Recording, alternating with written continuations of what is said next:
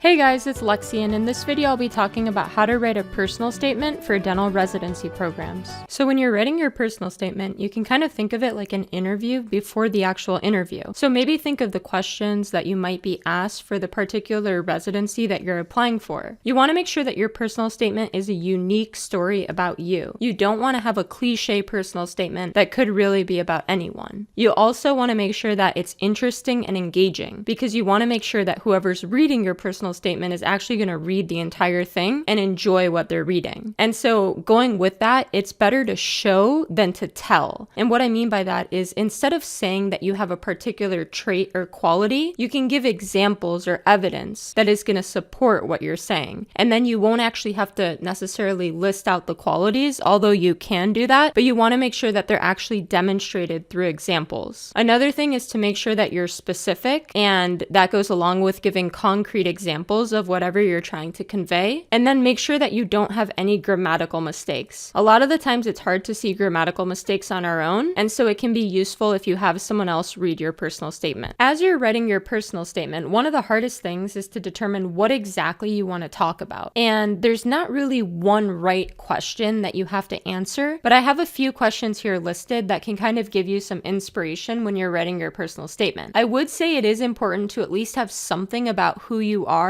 and then also to answer specifically why you want to go to this program. So if you're applying for a GPR or an AGD, then you want to make sure that you talk about why you're applying. And then the same thing for if you're applying for a specific specialty program. You want to make sure that you address that specialty in some way when you're writing your personal statement. Going off the questions from the last slide, I have some ideas for you to think about in terms of what content you might want to include in your personal statement. Again, these are just ideas. There's not one right way to do this, and you really don't have to choose to write about any of the ideas that I'm going to present to you. You could go a totally different direction, and it can be an awesome personal statement. This is just to help people if you kind of have no idea what you want to write about, or if you feel totally lost as to what to include in a dental residency program personal statement. So the first thing that I have here are personal attributes and strengths. So you can kind of think of different things that you would consider to be your strong areas. So maybe you consider yourself to be a very service-oriented person. And then you can talk about that in a paragraph of your essay, and you can use examples to back up the idea that you're a service-oriented person. And then you can apply that to the specialty that you want to apply to, and you can talk about how that is going to help you to be better for that specialty, or the ways that you can use your service-oriented nature to contribute to that area of dentistry. And then for skills and qualifications, basically I'm talking about if you're someone who has a lot of experience, perhaps in the field that you're applying to. Maybe you did a particular CE course or training program, or you have some sort of award or accomplishment in that area already. You can talk about that as well to show why you would be a good candidate for their program. Maybe you have some major life events that had a significant impact on you. So those could be career events, academic or personal events. And basically with that, you want to be careful, because for a major life event, you want to make sure that it's something that you can make a strong case that it's related to your application to residency programs. So you don't want to just talk about an unrelated major life event, because that's not really going to strengthen your personal statement. The other big thing that sometimes people can do here that's not really going to help you is if you just give a big pity story about your life, and it's not going to convince any program directors that you're going to be good for their program. You don't want to come across as someone who's just complaining. With that said, if you did have some big challenge that you overcame, and you can talk about the growth and the character development from that, and you can reflect on the experience, and then perhaps you can draw upon a personal attribute that you developed due to that major life event, and then you can use that and kind of carry that as a theme throughout your personal statement. That might be a good direction to go. Another thing you want to think about is maybe a mentor that you had. So if you feel like you had someone, could be from dental school, maybe it was a boss, maybe it was even a family member that you feel like they really influenced you or inspired you, and they left a long-lasting impact on who you are and maybe your decision to pursue a particular specialty, then you can talk about that person as well. So that could be a research mentor, that could be a faculty member. Maybe you have a parent who's a dentist or a specialist, and if you feel like they played a major role in your decision to pursue the specialty program, then you can talk about them. Some other things that you might want to talk about include a memorable patient care or dental school experience. So perhaps in clinic you had an experience that changed your perspective. And so you can talk about an experience like that in your personal statement and sort of develop upon that story. I think this can oftentimes be used as an introduction for your personal statement if you're not sure what anecdote to start with. However, you want to be careful with this. You don't want to make it seem, for example, like a first experience working with a patient with special needs was the reason that you decided to pursue pediatric dentistry. Because sometimes if you talk about that, that can come across as a little bit cliche. That can definitely be a reason that you became interested in pediatric dentistry or why you decided to explore working with a patient population with special needs, but you don't want to make it seem like you just had this one patient and then that was the turning point and right away you knew you wanted to be a pediatric dentist, because that sounds a little bit fake and not realistic, and it almost sounds like you didn't really explore the specialty that thoroughly. Another topic that you might want to talk about would be key components from your CV. So maybe you have certain activities in your CV that you were a leader for or that you were very involved in, and you can talk about those activities, but you don't want to just list a bunch of activities from your CV because that's pointless. They're already going to have your CV, but you can develop upon a couple of those activities and tell stories about what you were involved in. And maybe you can talk about qualities that you demonstrate, such as we talked about before, a personal attribute of being a service-oriented person. Maybe you can use parts of your CV to demonstrate that. So you can kind of mix and match among these categories as well. Another thing is you want to answer the question, why this specialty? And again,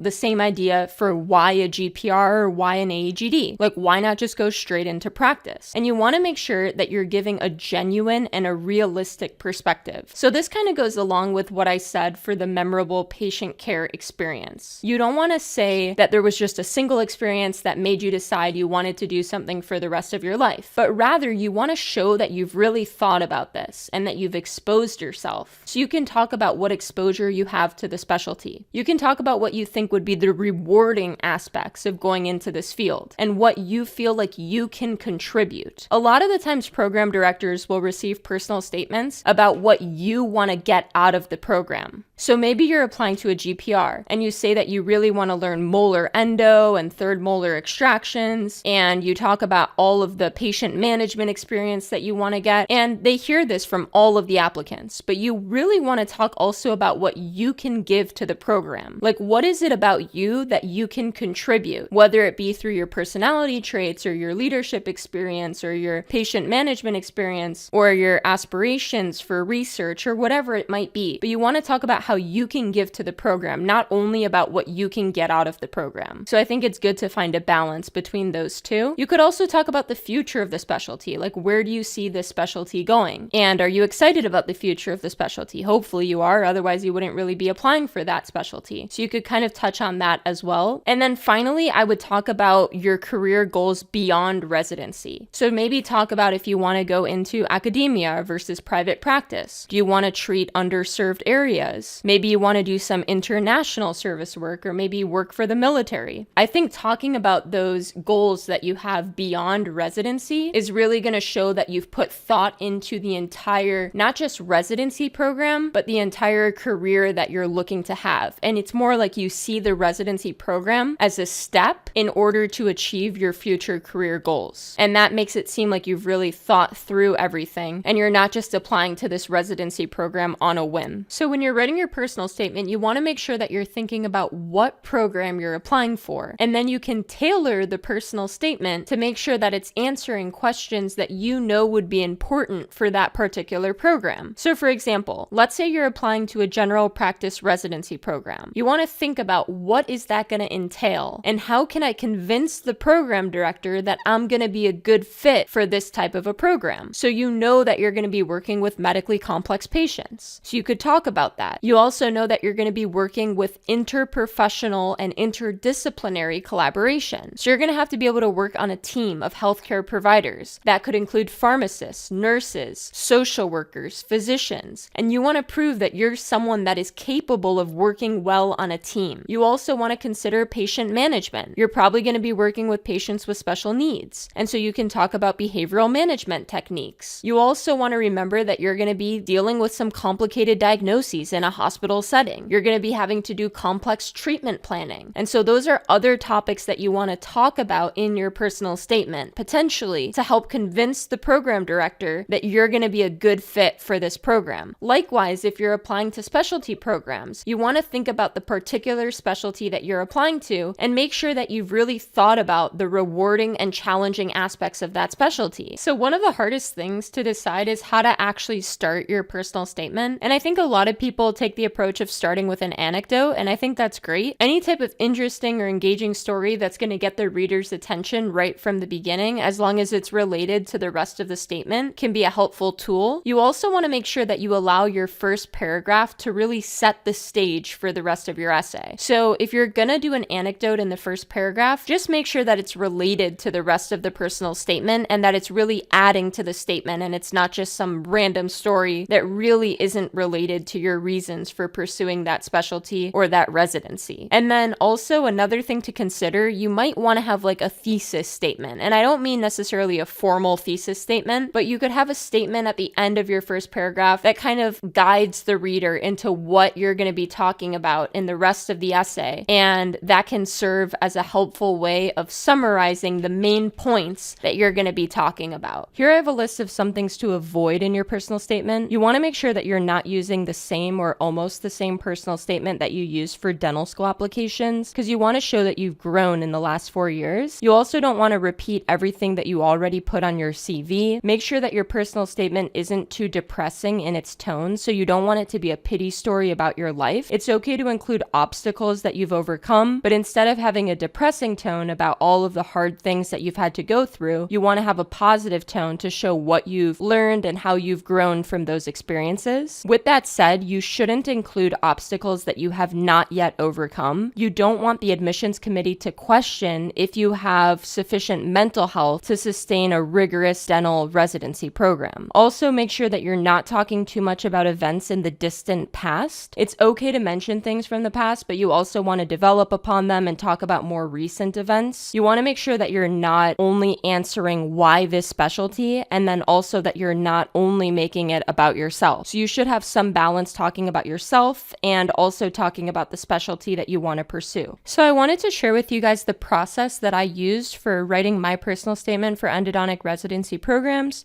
just in case it helps anyone else who feels kind of stuck. So the first phase I have is the brainstorming phase, where basically you kind of just jot down ideas, bullet points of whatever you think you might want to include in your personal statement. And this can take days, weeks, months. You can do it over a relaxed period of time if you start early, or you can kind of try to brainstorm quickly if you don't have as much time. And then you move into the outlining phase, where basically you take those bullets and you try to organize them into where you would put them paragraph wise into your personal statement. So maybe for my personal statement, for example, I started with an anecdote and then I wanted to connect back to it in the conclusion. And so I kind of used bullet points to decide how I was going to organize the personal statement. Then you move into the writing phase, where you kind of just start writing a paragraph and then you scrap it if it's not a good paragraph. And then you kind of try writing it again. And then once you feel like you've got a pretty good first draft where you're like, okay, this is something that I can work with, then you just work on developing that. So when you're in the writing phase, you don't want to stress too much about every single word that you're using. You can always change that later, but you're just going to do whatever you think is kind of the best that comes to your head at that moment. And then when you get to the first draft phase, you've got something that you can work with, and then you can sort of develop that in the development phase. So you're going to change the wording. You're going to try to improve your grammar, maybe change the word choice to make it sound better. And then once you finish what you think is a pretty solid copy of your personal statement, you can move into the finalizing phase, where you're just making those minor edits. And I think at this point, it's really helpful to have someone else read it over, and then they can provide critique on the content, the writing style, or grammatical errors that you may have missed. So some last minute things to keep in mind. Remember that it's helpful for you to be able to send your personal statement to whoever is going to write you a letter of rec, so it's important to start early. You also want to make sure that while you can read examples of personal statements for some inspiration, you don't want to be overly influenced by other people's personal statements. And then also make sure that you give yourself sufficient time to write the personal statement. It really is a process and it's an important part of the application, so you don't want to rush it. Good luck to all of you in your application process. Thanks for watching. If you have any questions, feel free to leave them in the comments below.